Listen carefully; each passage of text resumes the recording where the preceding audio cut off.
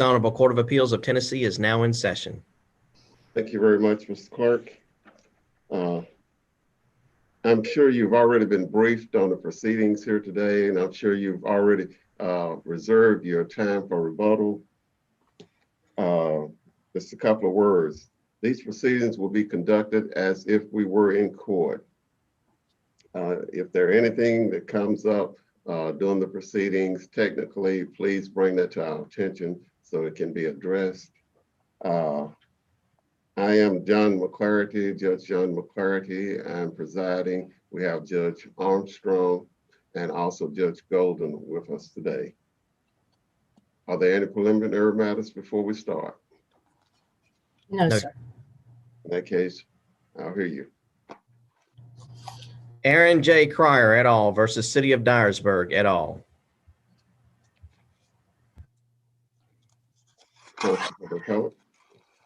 May I proceed, sir?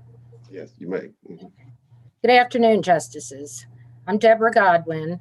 I represent Aaron J. Cryer and Jason Alexander in this appeal. Jay Cryer is a captain on the Dyersburg Fire Department, and Jason Alexander is a lieutenant on the Dyersburg Police Department. They filed this action challenging changes made in the Dyersburg pension plan on December 7 of 2015. Both Cryer and Alexander were fully 100% vested in the pension plan when these changes were made. The changes that detrimentally affected Cryer and Alexander that are challenged include a phase out of the right to an early retirement at an unreduced benefit after 30 years of service. Let me ask you this, Ms. Godwin. You say they were 100% vested at the time of the amendment. Based on the language in the 2001 plan, how do you define 100% vested? 10 years of service, Your Honor. And isn't years of service 4, in the public plan? As I recall from looking at the briefs and the plan, if you look at section 4.7, doesn't it say that you also must have reached retirement age to be 100% vested? No, sir. You're 100% vested after 10 years of service. You vest, you're fully vested. There was a graduated vesting, but after 10 years, you're fully vested. You're vested in the right to a benefit in the future, which is protected under Blackwell. It says you don't have to reach retirement age in order to be fully vested. Vesting would mean nothing otherwise. The vested interest is described at 1.54 and then again at 4.7. And how does 4.7 read? It reads, a participant shall have 100% vested interest in his or her accrued benefit upon reaching normal or if applicable, early retirement age. But then it goes on to define less than 4 years, you're 0% vested, 10 or more years is 100% vested. So you're vested in the benefit that you're going to obtain at retirement age, but that otherwise vesting would mean nothing. What would 10 years of vesting mean? Because you can be vested, once you're vested at 10 years, you could leave employment and still be entitled to a deferred vested pension when you reach retirement age.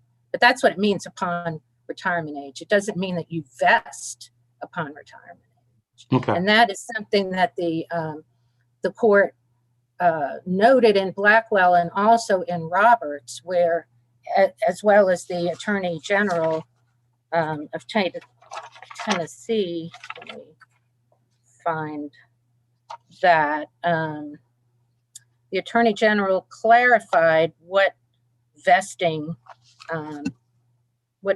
means.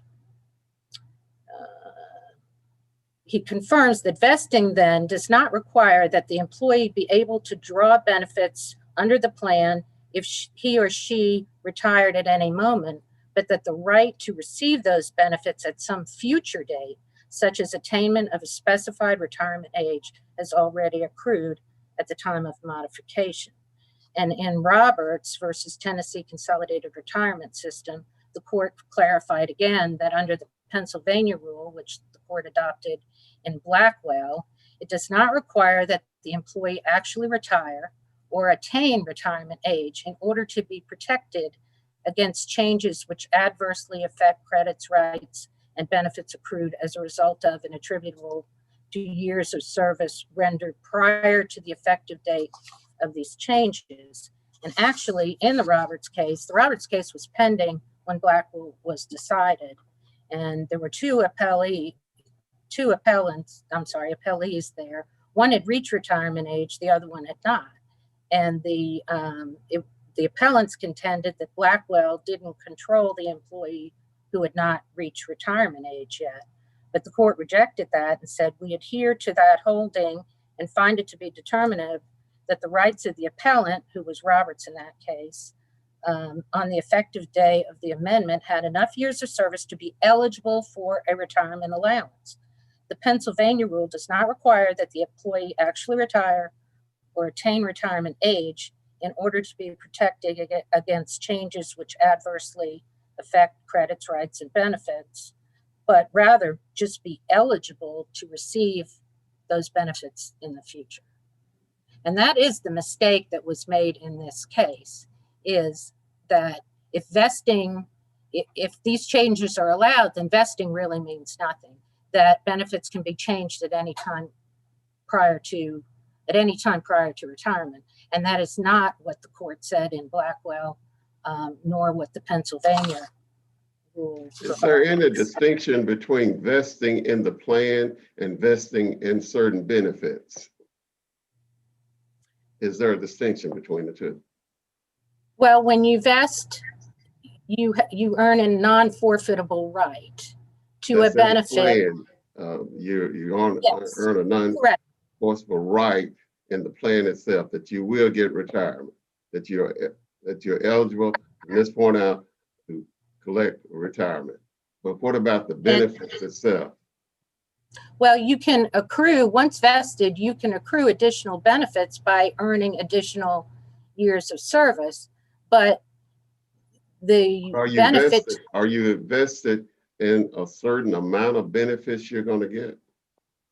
Well, just as in Blackwell, Your Honor, in Blackwell, the issue was whether or not your pension, and of course it was judge's pension in Blackwell, but whether or not your pension was going to be based on your highest 1 year of salary or your highest average 3 years of salary. So prior to the change, it was 1 year, and then they attempted to change it to 3 years, which effectively would have reduced the amount of benefits the judges would have received. And the court rejected the ability to do that, saying you're vested in the right. Once you're vested in the right to have that benefit upon reaching retirement age. So upon reaching retirement age, the judges were entitled to receive the benefit based on their highest 1 year and not their highest 3 years. Here, Cryer and Alexander were vested in the right to work 30 years and be able to obtain an unreduced early retirement. Vested in the right to work 30 years? No, I'm sorry. They were vested in the right that if they worked 30 years, in other words, under the terms of the plan that they were under, if they worked 30 years, they would be entitled to an unreduced early retirement benefit. The changes that were made in 2015 eliminated or phased out that right, so that Alexander, as a police officer, would have to work till the age of 62 to obtain the same benefit. Cryer, a firefighter, would have to work till the age of 65 in order to obtain the same benefit. I think there's been a mistake here in terms of the application of the terms vesting and accrued. And I would note that the test under Blackwell is vested or accrued and eligible to receive a benefit. It's not vested and accrued, which is a mistake that both the court and the city of Dyersburg have been making all the way through this litigation. And there is a difference in the alternative and the conjunctive. Was there a distinction made between whether these vested and or accrued benefits or versus ancillary benefits? Isn't there? Go ahead. Yes, Your Honor. There was a distinction made during the course of the trial that certain benefits are sometimes in pension parlance considered ancillary. It's usually when you're looking at it under an ERISA, an Employee Retirement Income Security Act analysis, a federal analysis, which technically doesn't apply here because it's a government plan. However, I would note this plan did incorporate certain aspects of ERISA, certain terms of ERISA. And I'm sorry, I would point out that under Article 9 of this plan, amendments were limited. They were subject to limitations. One of the limitations was that you couldn't reduce an early retirement benefit or an early subsidy benefit or a subsidy benefit, which would include like the COLA, the cost of living benefit. But the plan itself doesn't use the term ancillary in any place. That was something that was used during the course of the litigation. But it did provide that they could make amendments to the plan. In fact, they could terminate the plan. Well, they could terminate the plan, and then in the event of termination, certain benefit provisions would then obtain, or the state would have possibly had to come in. But under Article 9, it does specifically state that they're limited. You cannot eliminate or reduce a retirement type subsidy or an early retirement benefit or an optional form of benefit with respect to benefits attributable to service before the amendment.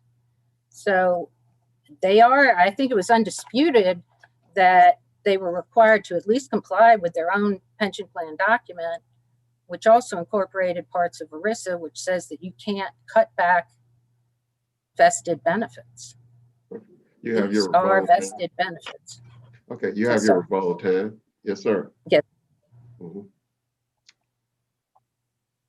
Yes, sir. For the appellate.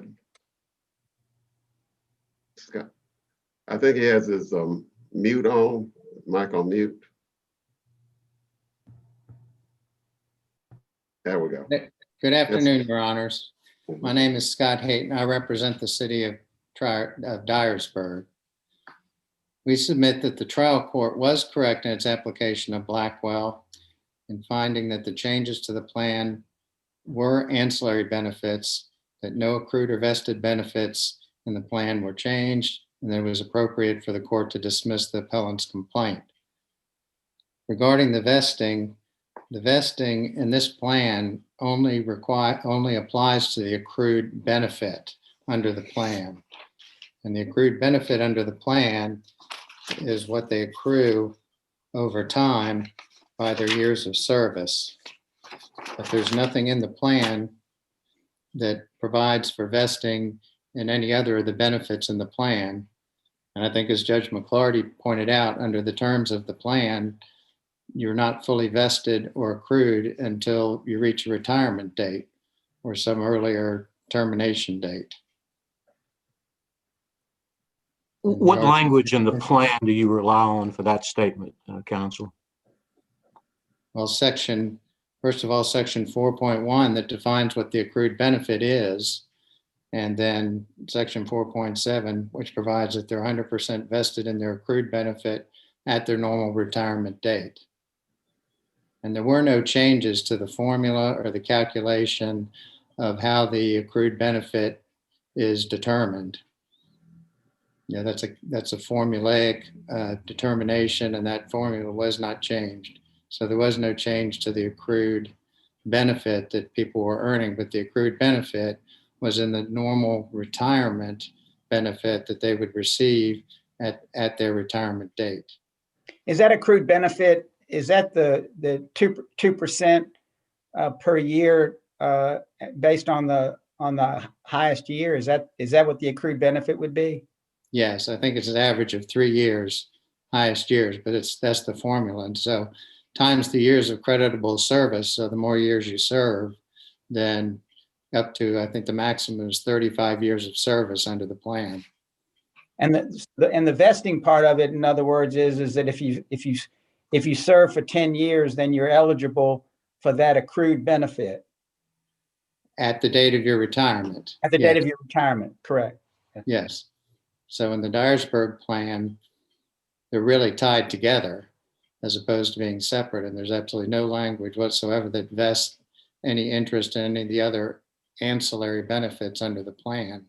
And that's the position that the city has taken and that the court adopted.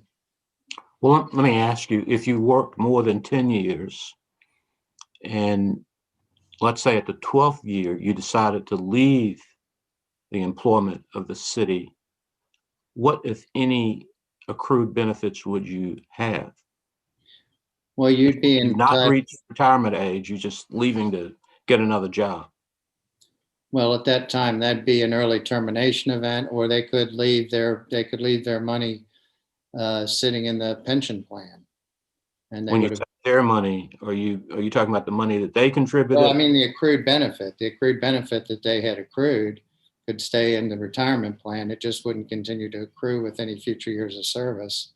Or they could get the actual equivalent, the actuarial equivalent of their amount and roll it over into a different plan.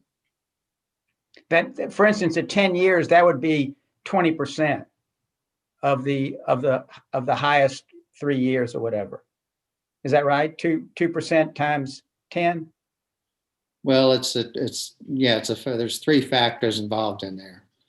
But they would get whatever that benefit would be based upon the amount of time they've worked under that formula. And then typically, if they're going to roll it over, it'd be the actuarial equivalent, which would basically be the present value of that benefit. And they could roll that over into another plan or pay the taxes and have it distributed to them. So the maximum accrued benefit that someone could get, I think you said 35 years would be what, 70% of 2 times 35 times whatever that 3 highest years or whatever the case might be. Well, it's that time, times the number of the years of service. Right, years of service. Yeah, Up to 35 up to 35. times 2. The 2% is, the factor is 2% times the years of service and times the accrued benefit. Right, okay. But there were no changes. The 2015 changes didn't make any changes to the accrual of benefits. And is that the term accrual benefits, is that term defined? Yes, What is the definition of that? in 4.1, the definition in 4.1. Where's the one?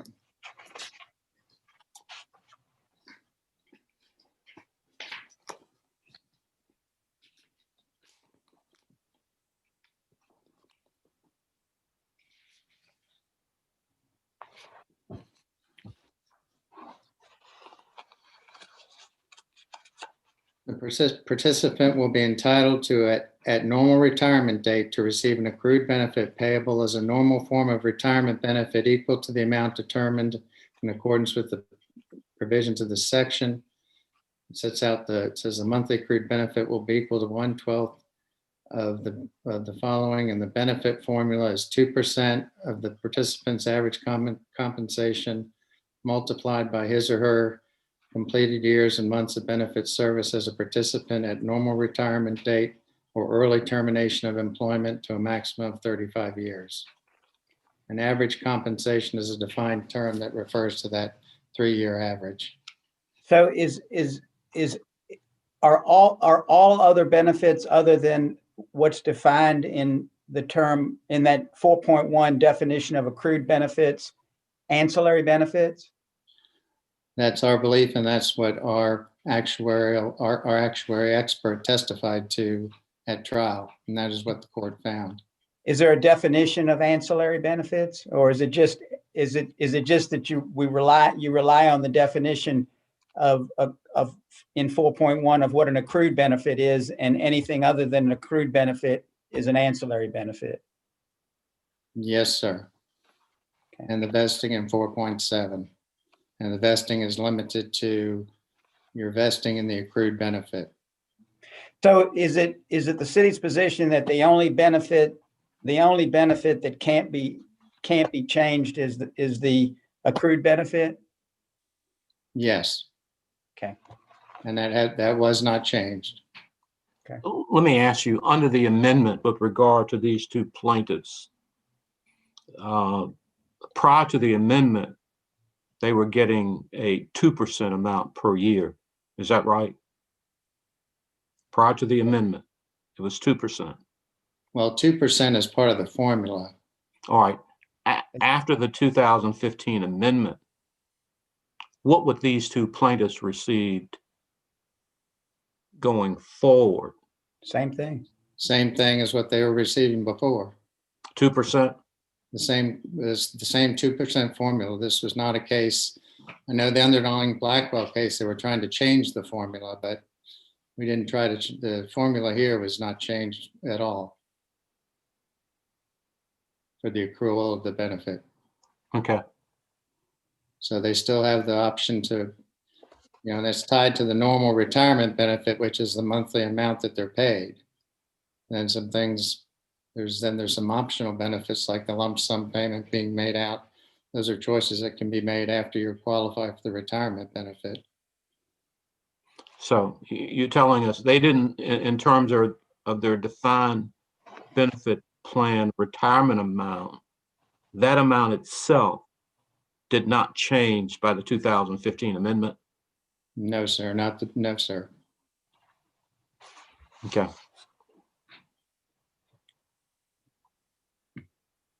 Am I understanding correctly that the city's position is that until someone retires, these ancillary benefits can be changed, can be modified Yes, pursuant to an amendment, and that the only thing that can't be changed is the accrued benefit?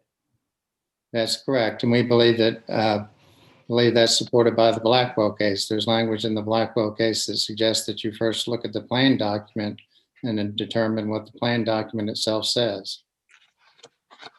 And I would also say that by Ms. Godwin's assertion that all the benefits in the plan were somehow or other to be considered vested, she's really arguing the conclusion of the prior Court of Appeals.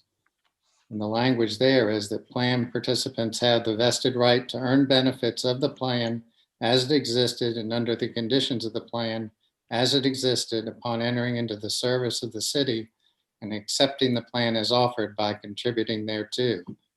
That's the exact ruling that the court in Blackwell overruled. Okay. And allowed changes to these other types of benefits. You may continue. You have time. All right.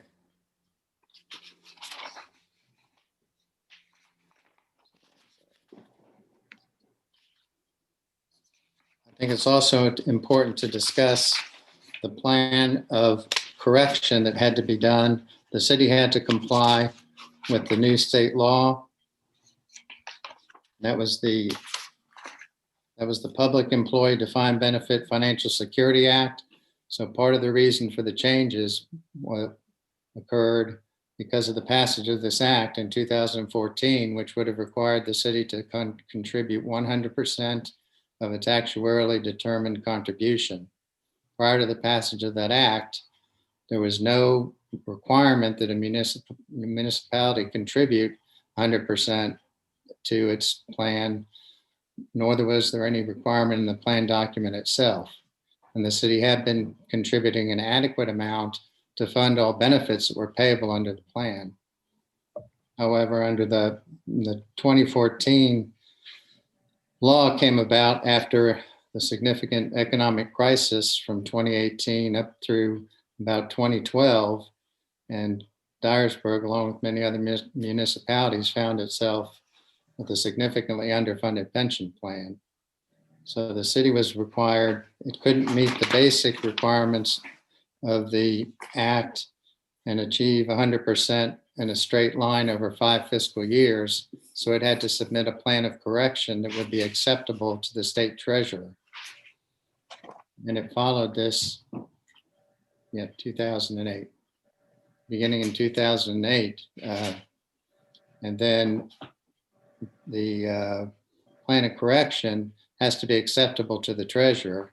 And if it's acceptable to the treasurer, then it's submitted with his recommendation to be approved by the state funding board and then approved by the state funding board. And Dyersburg followed this procedure. In order to be acceptable to the state funding board, you have to show how you're going to fund that plan of correction. So that's what led to the analysis to make what changes could be made.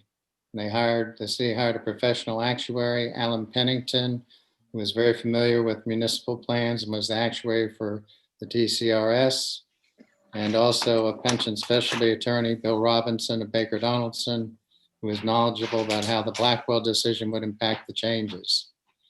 And the city undertook a year-long process to figure out what it could do and what changes it could make and try and reduce the ADC and be able to submit a financial plan in the plan of correction that would be acceptable to the state treasurer. And it was able to do that. Made a number of changes, some of which have been addressed. I know the one issue with the 30 and out provision is that it's actuarially unsound, because what it requires the plan to do is pay for 5 years of service that were not served and for which no benefits were paid into the plan. So it makes it highly expensive to the plan. So that's one reason why that was removed. But as a result of all these changes and submitting an acceptable plan of correction to the state treasurer and have it approved by the state funding board, Dyersburg has achieved its 5 years under its plan of correction and is now making 100% of its ADC contribution to its pension plan. And it has made it actuarially and fiscally stable and saved the plan for the future of all its employees going forward, which was the goal. Thank you. Well, your rebuttal, Ms. Goodwin. Ms. Goodwin, you're on mute. You're on mute. We can't hear you. I apologize. Let me say first, I think it's undisputed that the city of Dyersburg did not adequately fund its pension plan. They should not be rewarded. They should not be able to now fund their plan on the backs of employees by taking away their benefits. The Public Benefit Act that Mr. Height refers to was designed to protect public employee benefits, not allow employers licensed to cut vested or accrued benefits. The actuarial soundness of the plan only comes into play if, in fact, we are not dealing with vested or accrued benefits. And I submit to you that we're reading, or Dyersburg is reading the language of the plan in error.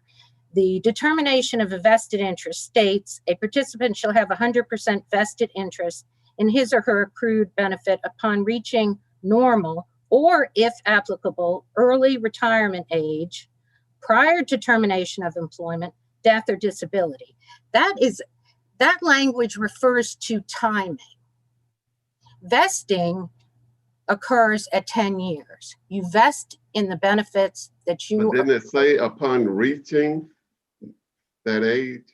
That's right, because you're not going to receive your benefit until you either reach normal retirement age or, if applicable, early. And what we are dealing with here, one of the main provisions is the 30 and out, which is an early retirement benefit. So this says upon early retirement. So that's the timing. The timing of it is early, normal, death, or disability. It doesn't mean. Doesn't it say accrued benefit? Doesn't it say the accrued benefit? You can accrue a benefit before you vest. You can vest and continue to accrue. Yes, it does say that, because that is the benefits that you've accrued. And but my understanding is that 4.1 defines what that accrued benefit is. In other words, accrued benefit is a term of art. In other words, it doesn't necessarily include everything that may have been in the plan at the time that the person was hired.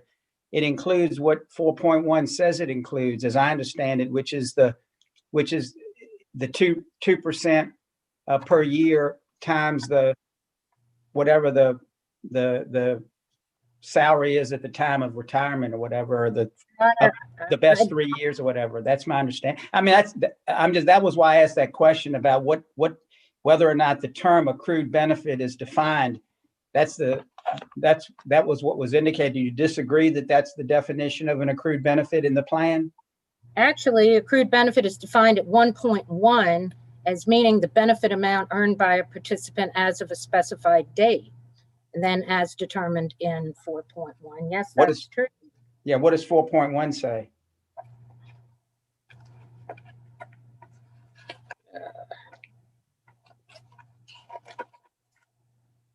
4.1 is benefit upon normal retirement. 4.2 is benefit upon early retirement.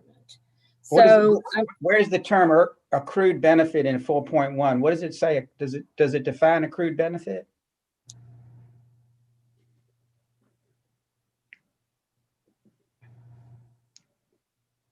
It defines a minimum statutory accrued benefit. I'm not. The city's relying on the fact that is the definition of accrued benefit is in 4.1, and their position is that was not changed. I understand their position. Their position is that they didn't change the formula, but what they did clearly affects detrimentally the rights of these participants, because they and our actuary testified that their retirement benefits are worth far less after these changes than they were before. It says each participant's monthly accrued benefit will be an amount equal to 1/12 of the following, and then it does go through the benefit formula, and the formula hasn't changed, but the right to receive those benefits, the timing of that right has changed, and that is a right that is accrued. Blackwell was not limited to simply the formula. The only other thing I'd like to say is that these plans are supposed to be interpreted for the benefit of employees, that they're supposed to be liberally construed, because it's public policy that employees such as these, our first responders, be entitled to the benefits that they've been promised. Ms. Goodwin, for clarity. Yes, sir. Not taking into consideration these ancillary benefits, what are the benefits that your clients have lost because of the amendment? Because I hear you telling me that the formula didn't change. They're still getting 2% per year. Well, what have they lost? Okay. At 30 years of service, now Jason Alexander would have been able to retire at the age of 57 from the police department after 30 years. But you agree that was not vested because he'd not reached that early retirement age at the time of the amendment. At the time of the amendment, are you arguing he was vested in that benefit because he hadn't reached that early retirement age, had he? He was vested in the right to retire at 30 years. That was a vested benefit. He hadn't reached 30 years yet, but just as the employee in Roberts, he hadn't reached that age, but he had the right, he was vested in that right. It is an early retirement benefit right. He had the right to receive an unreduced pension. Now, if he retires early, his benefit would be reduced by each year that he retired prior to an early retirement age. Now, go right ahead. Go right ahead. The cost of living adjustment, the language in the plan says it shall be adjusted after retirement to keep up with inflation. It's our position, those are not ancillary benefits, and our actuary testified they're not. Further, there is no distinction in the plan between ancillary. The right to take a retirement benefit in a lump sum. They no longer have that right. Right. But now, the way I understand Blackwell is that a municipality can amend its plan provided the amendments don't adversely affect an employee who have already met all of the conditions necessary for retirement. Here, your plaintiffs had not met all the conditions necessary for even this early retirement provision that you're talking about. Isn't that right? They had not met that. Your Honor, that Blackwell goes on to say, if you're eligible to receive a benefit in the future, and then Roberts clarifies it and says that you don't have to be at retirement age to be vested in that benefit, that it's a benefit in the future. And the Attorney General's opinions say the same thing. And I think that's where we're getting stuck here, is that you do not have to reach retirement age in order to be vested in your benefit. All right. Good. Go Thank ahead. you very much. Mhm. Thank you, Ms. Godwin. Thank you. Thanks to both the attorneys for your presentation. Your case has now been submitted to the court. You will receive our opinion within the due course of time. Thank you very much. You may be excused. This honorable court is now in recess until 3 p.m. Thank you, Your Honor.